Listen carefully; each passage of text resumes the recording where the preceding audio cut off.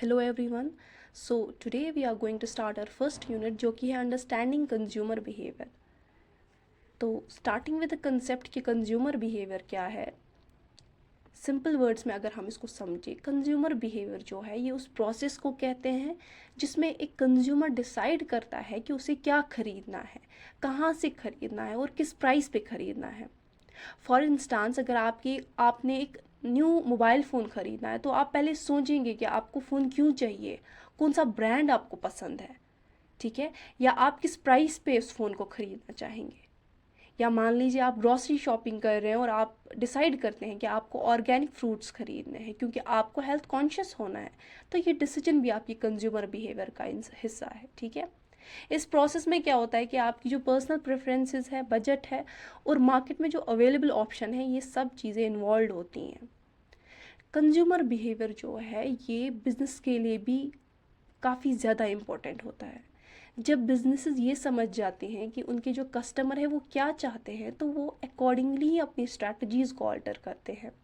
मान लीजिए कंपनी जानती है कि उनके जो टारगेट कस्टमर्स है वो हेल्दी लाइफस्टाइल में इंटरेस्टेड है, तो वो अपनी प्रोडक्ट लाइन में हेल्दी फूड ऑप्शंस को इंक्लूड करेंगे। इस तरह से क्या होगा कि वो अपने कस्टमर्स को ज़्यादा से ज़्यादा अट्रैक्ट कर सकेंगे और अल्टीमेटली क्या होगा कि उनकी जो सेल्स है वो इंक्रीज़ हो जाती है, ठीक है। आए हम इसको थोड़ा सा एग्जाम्पल से समझते हैं, ठीक है। कंज्यूमर बिहेवियर जो है ये आपकी तीन चीज़ों पर बेस्ड है। आपकी जो बाइंग होती है वो तीन चीज़ों पे बेस्ड होती हैं, जैसे कि नीड बेस्ड बाइंग है, इमोशन बेस्ड बाइंग है और है social influence. Need based buying की अगर हम बात करें, मान लीजिए अगर आप ग्रॉसरी शॉपिंग कर रहे हैं और आपको लेट्स से ब्रेड, मिल्क या एग्स खरीदने हैं, ठीक है, तो ये बेसिक नीड्स है जो हमें हर दिन पूरी करनी पड़ती हैं। ये डिसीजन प्योरली आपकी नीड्स पर बेस्ड है क्योंकि ये आइटम्स जो है ये आपकी डेली लाइफ में एसेंशियल है। या मान लीजिए आपने अपनी कार के लिए फ्यूल भरवाना है क्योंकि कार चलानी है, तो ये भी एक नीड बेस्ड डिसीजन है जो आपकी ज़रूरत पर बेस्ड है, right. Next is emotion based buying. कभी आपने सिर्फ इसलिए कोई चीज़ खरीदी है क्योंकि आपको वो पसंद आई थी, जैसे कि एक फैंसी ड्रेस खरीदना सिर्फ इसलिए क्योंकि आपको एक पार्टी के लिए कुछ न्यू लुक चाहिए था, तो ये डिसीजन आपके इमोशन पर बेस्ड था। या सपोज़ आपको कभी कभार जब आपकी फेवरेट टीम जीत जाती है तो आप क्या करते हैं, आप उसी टाइम उनकी ऑफिशियल जर्सी खरीद लेते हैं, लेट्स से, तो ये भी एक इमोशन बेस्ड बाइंग है, right. Next is social influence. आपके फ्रेंड्स या फैमिली जो हैं इन सब का क्या होता है, काफ़ी इन्फ्लुएंस होता है आपके डिसीजंस पर। जैसे अगर आपके फ्रेंड्स एक स्पेसिफिक ब्रांड के शूज़ पहनते हैं तो आप भी हो सकता है कि वही शूज़ खरीदना चाहें क्योंकि आप उनके साथ फिट होना चाहते हैं। या मान लीजिए आपने किसी पॉपुलर सेलिब्रिटी को एक स्पेसिफिक परफ्यूम यूज़ करते देखा और आपने भी वही सेम परफ्यूम खरीद लिया ताकि आप उन जैसा फील करें, तो ये सोशल इन्फ्लुएंस बाइंग इसको भी कहते हैं, right. Now the question is who is a consumer, ठीक है। कंज्यूमर कौन है? कंज्यूमर इज़ अ पर्सन जो क्या करता है, जो प्रोडक्ट्स और सर्विस को खरीदता है और फिर उसको यूज़ करता है। लेट्स से आप ग्रॉसरी स्टोर से कोई चीज़ खरीदते हैं जैसे ब्रेड या मिल्क, ठीक है, तो आप एक कंज्यूमर है क्योंकि आपने पहले क्या किया, आपने उस प्रोडक्ट को खरीदा and then you used it, right.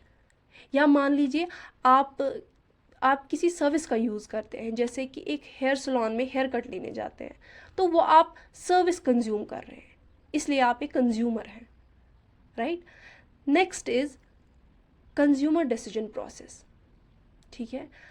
हम इसको थोड़ा सा स्ट्रक्चर्ड वे में समझते हैं, ठीक है, कि कंज्यूमर कैसे बाइंग करता है। इसमें क्या होता है कि इसमें 5 स्टेज होती हैं, 5 प्रोसेस के थ्रू एक कंज्यूमर जाता है। First one is need recognition. सबसे पहले जो कंज्यूमर है वो अपनी नीड या प्रॉब्लम को रिकॉग्नाइज करता है। लेट्स से अगर आपका पुराना फ़ोन स्लो हो गया है, ठीक, तो आप क्या करते हैं, आप सबसे पहले रियलाइज़ करते हैं कि आपको एक नया फ़ोन चाहिए, राइट। या लेट्स से आपको सडनली याद आता है कि आपके टूथपेस्ट का लास्ट बिट भी ख़त्म हो गया है, तो ये एक नीड रिकॉग्निशन का केस है जो आपको मार्केट जाने पर मजबूर करता है। Next is information search. उसके बाद कंज्यूमर जो है वो पॉसिबल सॉल्यूशंस के बारे में इंफॉर्मेशन सर्च करता है। आप ऑनलाइन रिव्यूज़ देखते हैं, फ्रेंड्स से पूछते हैं या फिर स्टोर विजिट करते हैं ताकि डिफरेंट ऑप्शंस के बारे में जान सकें। सपोज़ आपने एक न्यू लैपटॉप ख़रीदना है तो आप डिफरेंट वेबसाइट्स पर जाके प्राइसेस कंपेयर करते हैं और ये देखते हैं कि कौन से फीचर्स आपके लिए बेस्ट हैं, right. Next is evaluation of alternatives. जब आपके पास इंफॉर्मेशन आ जाती है तो आप डिफरेंट ऑप्शंस को कंपेयर करते हैं। लेट्स से आप कंपेयर करेंगे कि सैमसंग का फ़ोन बेटर है या एप्पल का। आप क्या करेंगे, आप इन दोनों फ़ोन के प्राइसेस को कंपेयर करेंगे, फिर फीचर्स देखेंगे, या कभी कभार हम क्या करते हैं, हम ब्रांड रेप्यूटेशन के हिसाब से बाइंग करते हैं।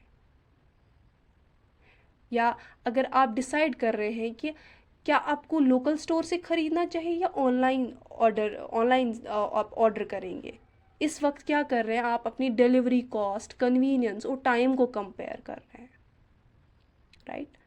Next is purchase decision.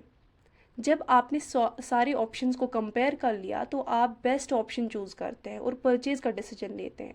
आप डिसाइड कर लेते हैं कि आपको कौन सा फ़ोन लेना है। सपोज़ आप डिसाइड करते हैं कि आपको एक new pair of running shoes चाहिए और आप फाइनली वो ब्रांड और मॉडल चूज़ करते हैं जो आपको सबसे ज़्यादा पसंद आता है। So next is post purchase behaviour. Purchase करने के बाद कंज्यूमर अपनी डिसीजन को रिव्यू करता है।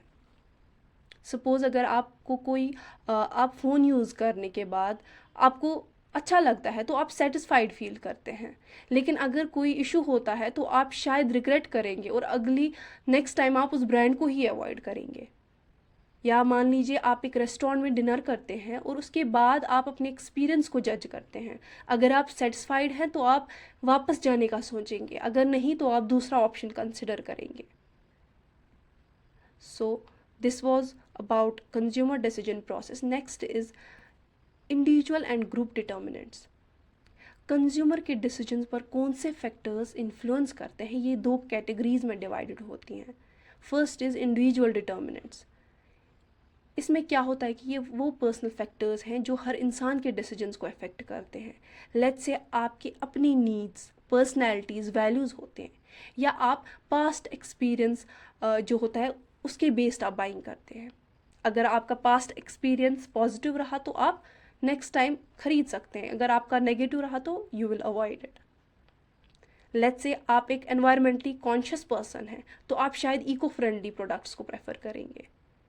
या अगर आप एक फिटनेस एंथुजियास्ट हैं तो आप ऐसे प्रोडक्ट्स चूज़ करेंगे जो आपके हेल्थ गोल्स के साथ अलाइन करते हैं, जैसे प्रोटीन बार्स है, ऑर्गेनिक फूड है, right. Next is group determinants. Social influence, जैसे कि आपकी फैमिली है, फ्रेंड्स है या सोशल ग्रुप्स हैं, जैसे उनसे क्या होता है कि आप काफ़ी टाइम आप उनकी वजह से इन्फ्लुएंस होते हैं। लेट्स से अगर आपके दोस्त जो हैं किसी स्पेसिफिक ब्रांड का फ़ोन यूज़ करते हैं और उसके फीचर्स के बारे में बात कर रहे होते हैं तो आप उस ब्रांड की तरफ इंक्लाइंड हो सकते हैं, ठीक है। तो आपकी जो फ्रेंड्स हैं आप उनकी वजह से इन्फ्लुएंस हो रहे हैं, right. Next is models of consumer behaviour. Consumer behaviour को एक्सप्लेन करने के लिए कुछ मॉडल्स बनाए गए हैं। ये मॉडल्स अलग अलग पर्सपेक्टिव से कंज्यूमर डिसीजन को एक्सप्लेन करते हैं। First one is economic model. ये मॉडल कहता है कि कंज्यूमर जो हैं वो रैशनल होते हैं और वो अपने रिसोर्स को इस तरह से एलोकेट करते हैं कि उनकी यूटिलिटी मैक्सिमाइज हो सके। लेट्स से अगर दो प्रोडक्ट सेम फीचर्स ऑफर करते हैं और एक का प्राइस जो है वो कम है तो अकॉर्डिंग टू इकोनॉमिक मॉडल आप वो सस्ता वाला प्रोडक्ट ही चूज़ करेंगे।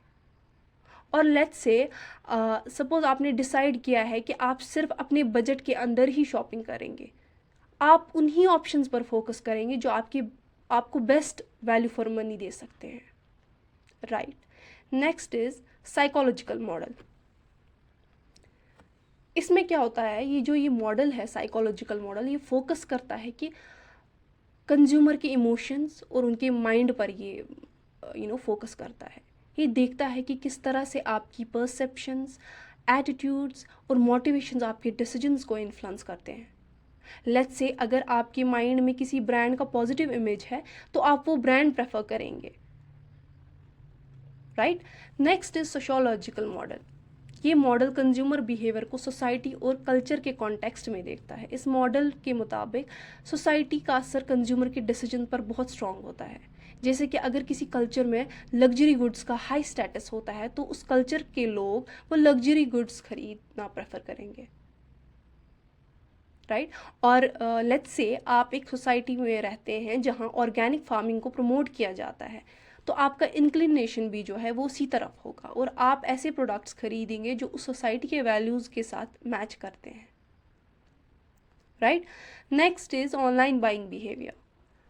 आजकल के डिजिटल ज़माने में ऑनलाइन बाइंग बिहेवियर एक इम्पॉर्टेंट टॉपिक बन गया है। ऑनलाइन शॉपिंग में कंज्यूमर किस तरह से डिसीजंस लेता है, वो क्या फैक्टर्स कंसिडर करते हैं, ये सब ऑनलाइन बाइंग बिहेवियर के अंडर आता है। फॉर इंस्टांस ऑनलाइन रिव्यूज़ और रेटिंग्स कंज्यूमर के ऑनलाइन बाइंग डिसीजंस पर काफ़ी ज़्यादा इन्फ्लुएंस करते हैं। अगर आप कोई प्रोडक्ट अमेज़ॉन पर देखते हैं और उसके थाउजेंड्स ऑफ पॉजिटिव रिव्यूज़ हैं तो आपका डिसीजन भी उस प्रोडक्ट को ख़रीदने का होगा। लेट्स से वेबसाइट की ट्रस्टवर्दीनेस भी एक बड़ा फैक्टर है। फॉर एग्जांपल अगर आप किसी अननोन वेबसाइट पर शॉपिंग कर रहे हैं और आपको वेबसाइट की सिक्योरिटी या ऑथेंटिसिटी पर शक होता है तो आप शायद ही वहाँ से शॉपिंग करें क्योंकि आप डाउट में रहते हैं। Next is application of consumer behaviour in marketing. जो नॉलेज कंज्यूमर बिहेवियर के बारे में गैदर की जाती है बिजनेसेस को अपनी मार्केटिंग स्ट्रेटजीज़ में अप्लाई करते हैं। लेट्स से अगर एक बिज़नेस को ये पता चल जाए कि उनके जो कस्टमर है वो इको फ्रेंडली प्रोडक्ट्स प्रेफर करते हैं तो वो अपनी मार्केटिंग कंपेन में सस्टेनेबिलिटी को हाईलाइट करेंगे। इस तरह से क्या होगा कि वो अपने टारगेट ऑडियंस को इफेक्टिवली रीच कर सकते हैं। So guys that was all for today. See you in the next lecture. Bye.